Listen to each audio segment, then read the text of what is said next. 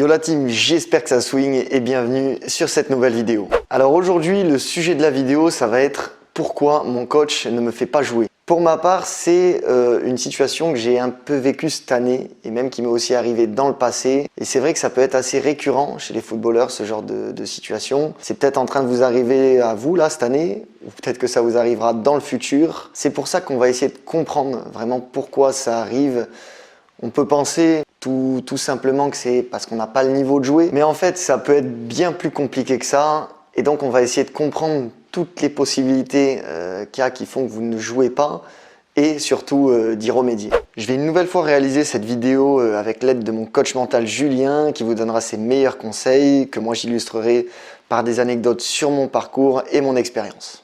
Bonjour à tous, aujourd'hui nous allons donc essayer de répondre à cette question que beaucoup se sont déjà posées et que beaucoup vont se poser dans le futur. C'est assez courant dans le football, à savoir, comme l'a dit Val, pourquoi est-ce que mon coach ne me fait pas jouer? Donc la première des réponses qui va venir à tout le monde de suite, c'est une évidence, c'est parce que je n'ai pas le niveau pour être retenu dans les 11, pour être titulaire dans la division dans laquelle mon équipe évolue aujourd'hui.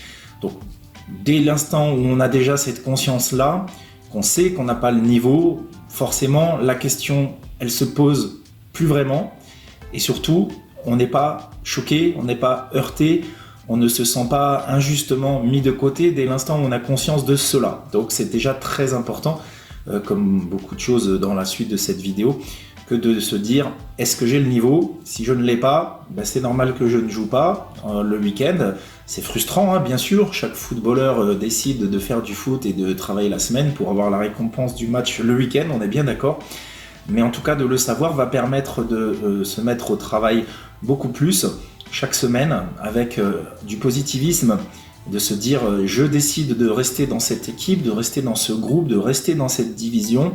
C'est à moi de me donner les moyens en travaillant dur de gagner ma place dans ce milieu qui est un milieu concurrentiel, vous le savez comme moi bien sûr.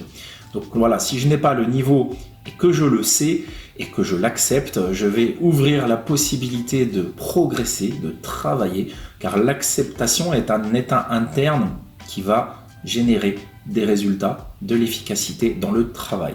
Et déjà, ça va vous permettre de travailler. Vous allez vous mettre au boulot quand vous allez comprendre que vous n'avez pas le niveau. Alors moi, c'est une situation qui m'est déjà arrivée 2 fois, on va dire, dans ma carrière. La première fois, c'était quand j'arrivais à l'OGC Nice. En fait, je sortais d'un petit club où j'étais un des meilleurs joueurs. Et à Nice, j'arrive, je suis entouré de bons joueurs. Donc forcément, on n'est pas tout de suite au niveau. Et ensuite, la deuxième fois que ça m'est arrivé, c'était en partant au Canet Rocheville pour ma première saison en CFA2. Donc maintenant, ça s'appelle National 3. J'avais 17 ans et j'étais le plus jeune joueur du groupe. Et juste avant ça, moi, je jouais en 17 NAS. Donc là, en fait, je passais en senior et ça avait mais plus rien à voir. C'est presque pas le même football, on peut dire. La 17 NAS, c'était quand même assez technique. Alors que la National 3, il y a vraiment l'aspect physique qui rentre en compte. Mais après, je vous rassure, pendant ces 2 situations-là, que ce soit à l'OGC Nice ou ma première saison en National 3, c'est qu'une question de temps et qu'une question d'adaptation. Parce que bon, au bout d'une saison passée à l'OGC Nice, ça y est, je m'étais imposé, j'avais totalement le niveau. Et même chose en National 3. Au bout de 4-5 mois, je commençais déjà à jouer en étant même titulaire avec la National 3. Donc ça, c'est la première réponse qui est évidente pour tout le monde, bien sûr. La deuxième réponse qu'on peut avoir, c'est que vous avez le niveau, vous êtes dans votre division, c'est tout à fait cohérent dans un club qui vous correspond, une division qui vous correspond, un groupe qui vous correspond, mais il y a beaucoup de concurrence. Vous êtes 3-4 joueurs pour le même poste et les choix du coach vont forcément se faire sur plusieurs critères. Le premier, c'est évidemment le meilleur joueur au poste va forcément retenir un peu plus l'attention dans les choix, mais pas seulement. Donc ceci peut donner lieu justement à des raisonnements d'injustice en soi, en se disant « je pense que je suis le meilleur au poste dans la concurrence de mon équipe, où j'en suis même sûr, et je ne suis pas retenu pour les matchs les week-ends, je ne comprends pas ». Eh bien, on va avoir des exemples assez concrets que tout le monde connaît aujourd'hui pour se rendre compte que pour faire un bon groupe, on ne va pas prendre les meilleurs 11, mais on va prendre les meilleurs joueurs qui vont faire le meilleur 11. Je ne sais pas si vous distinguez bien la nuance. On ne prend pas les meilleurs 11, mais on va prendre les meilleurs pour faire le meilleur 11.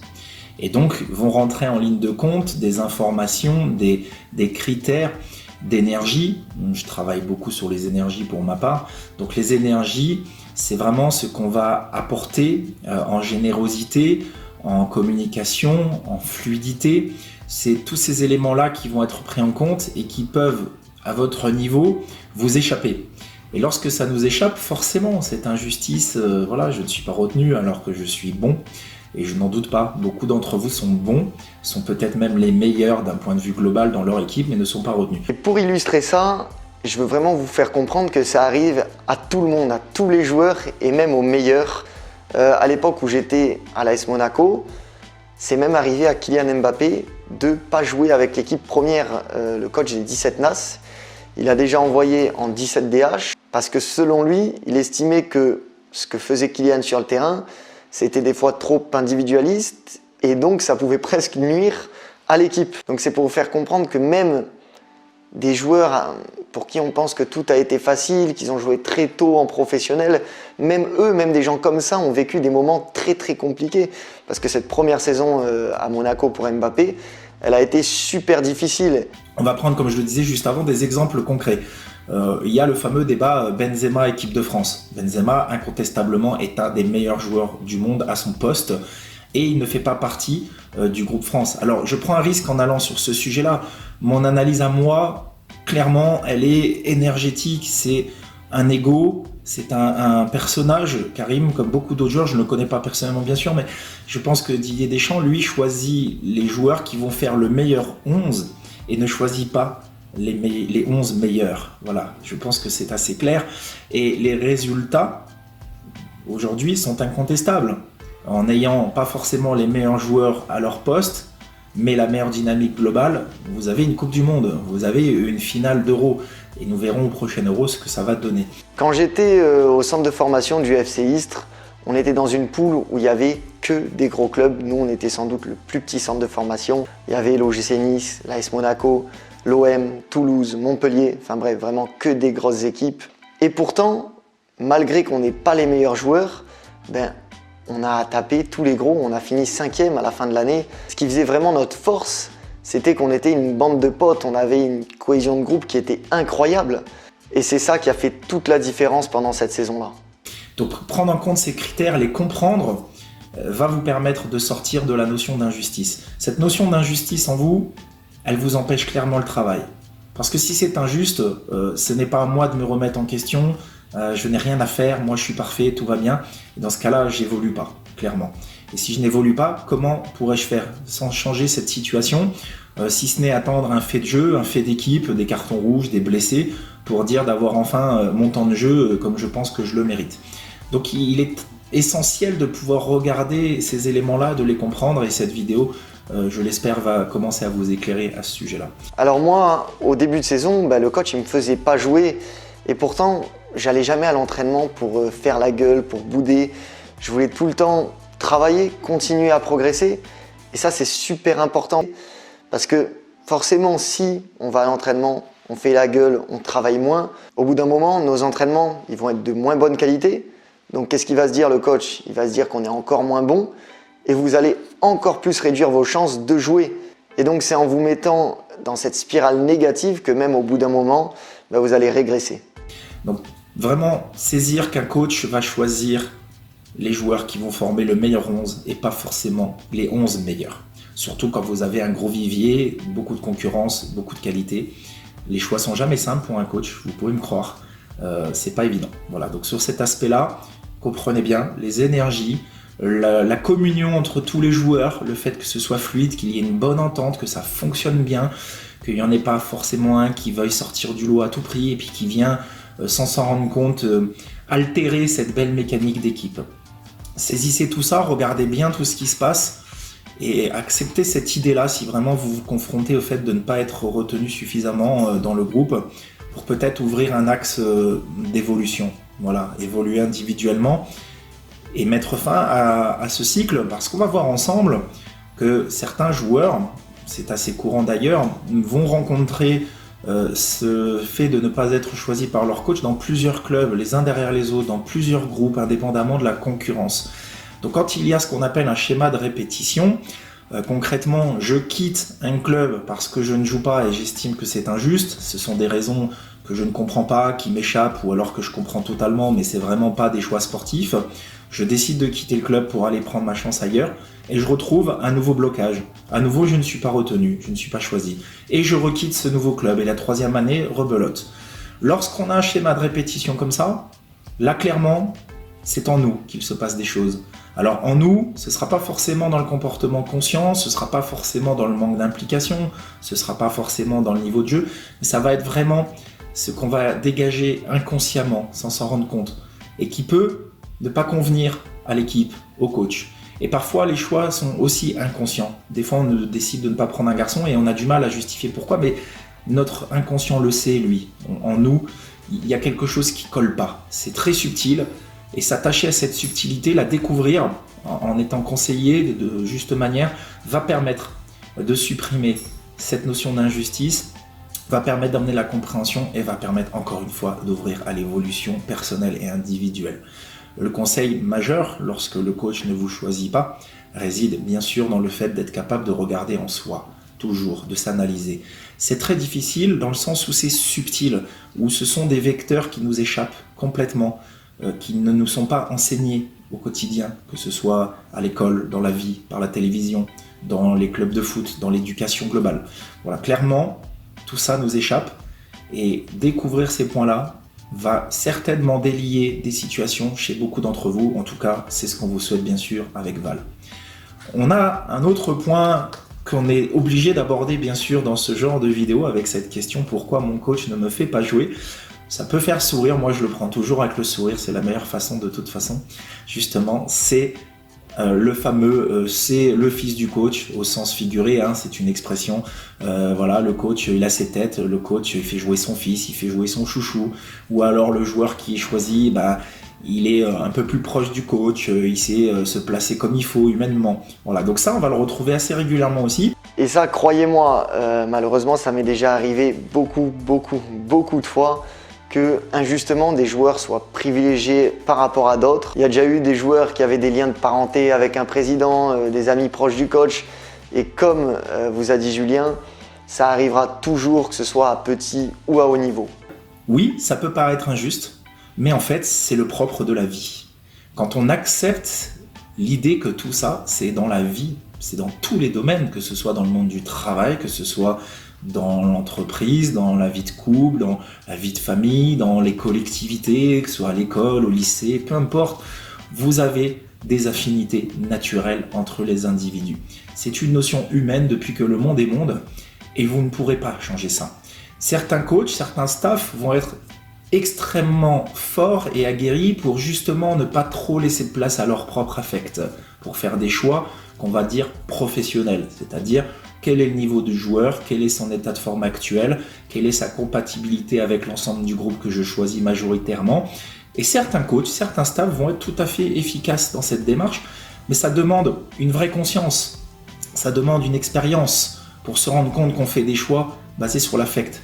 C'est tellement, pareil, subtil, c'est tellement mécanique, réflexe chez l'individu qu'il faut prendre de la hauteur pour s'en rendre compte. Donc n'en voulez pas forcément à des personnes de ne pas être en mesure de se rendre compte de ça, car encore une fois, c'est très humain. On va le retrouver dans beaucoup d'univers. Et si vous acceptez l'idée que tout ça est déjà humain à la base, eh bien, la situation sera déjà un peu plus, j'allais dire, paisible pour vous. Paisible parce que moins nos sentiments d'injustice, on revient toujours à la même chose.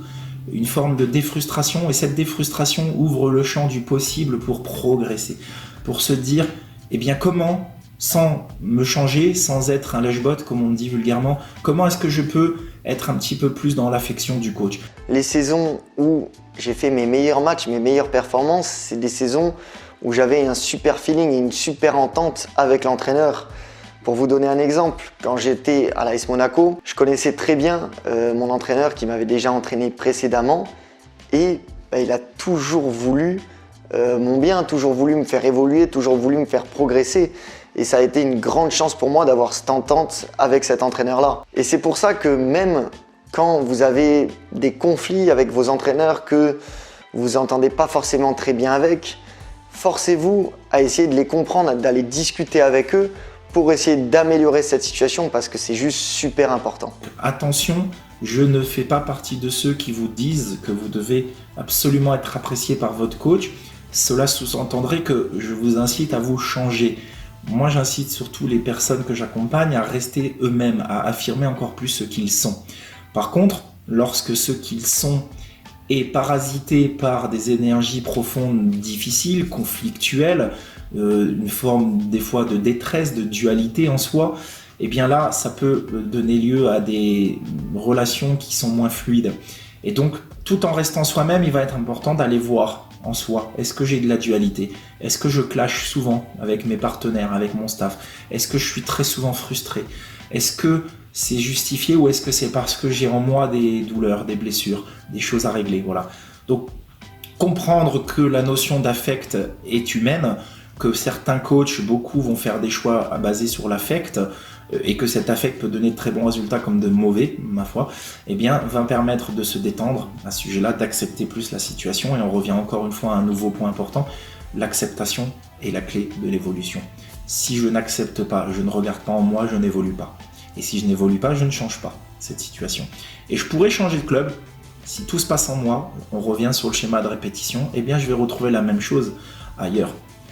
On parle de fuir un problème, ne permet pas de résoudre forcément ce problème. On va parfois le retrouver ailleurs parce que ce problème, il est en nous, cette difficulté, elle est en nous. Et dès l'instant où on va commencer à les regarder en nous, avec beaucoup d'affection, de bienveillance pour nous-mêmes, avec l'idée que je vais progresser grâce à ça, enfin, je vais sortir de ce schéma de blocage difficile, et bien là, on aura une vraie évolution, un vrai changement qui pourra s'effectuer au fur et à mesure des semaines, des mois, des années, des saisons. Donc, si j'identifie ce schéma de répétition, signal d'alarme, tiens, ça fait 2 ans, 3 ans, toujours des situations extérieures, j'y peux rien, j'ai pas de bol, le fameux j'ai pas de chance, tiens, je tombe dans ce club, et à mon poste, eh ben, c'est le fils du coach, au sens propre, c'est son vrai fils pour le coup, donc là c'est difficile encore plus. Ou alors, j'ai pas de bol, à mon poste, il y a 2 mecs, et les 2 mecs, ce sont les enfants d'un sponsor principal qui vient alimenter le club en budget chaque année. Ça aussi, on peut le trouver. C'est très injuste, je vous l'accorde, sportivement, vous vous donnez, vous vous entraînez, vous êtes bon, vous êtes là, et on choisit les enfants d'un gars qui vient sponsoriser le club parce que la notion financière dans les clubs amateurs, notamment de haut niveau national, CFA2, CFA, donc N3, N2 aujourd'hui, eh bien vous avez parfois des sponsors effectivement dont les enfants sont au club, et lorsqu'ils sont seniors, eh bien, vous ne pouvez pas empêcher un staff, un comité directeur de privilégier ce joueur pour des raisons budgétaires. La vie budgétaire est essentielle pour la survie d'un club. Vous devez donc soigner aussi vos partenaires qui alimentent votre budget. C'est tout à fait compréhensible et avoir ce regard-là va permettre d'accepter un petit peu plus cette situation. Et l'acceptation, je reviens toujours à la même chose, est la clé de l'évolution. Et maintenant, je vais vous parler d'un dernier problème potentiel que vous pouvez retrouver quand un coach ne vous fait pas jouer. Et ça, vous allez surtout l'avoir en grandissant et notamment dans le monde senior, ça va être le problème financier. Par exemple, moi, c'est ce qui m'est arrivé une saison où j'avais un peu moins joué. En gros, mon concurrent, il avait un salaire qui était bien plus élevé que moi. Ça veut dire que si on est du même niveau ou même si je suis meilleur que lui, il y a de grandes chances que le coach il fasse jouer le joueur qui a le plus gros salaire des deux. Parce que imaginez, s'il ne fait pas jouer le joueur qui a le gros salaire, son président il va venir le voir, il va lui dire mais pourquoi je paye un mec très bien alors qu'il ne joue pas?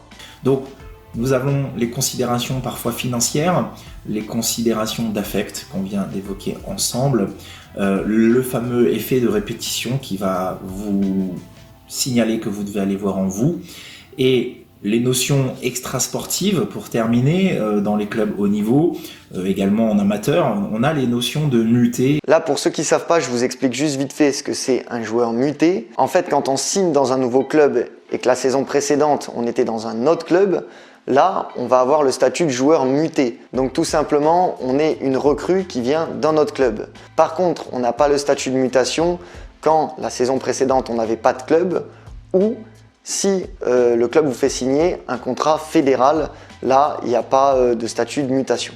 Autre chose super importante à savoir, c'est que On peut recruter par exemple 11, 12, 13 joueurs mutés, ce qui est par exemple là à peu près notre cas à Limoges.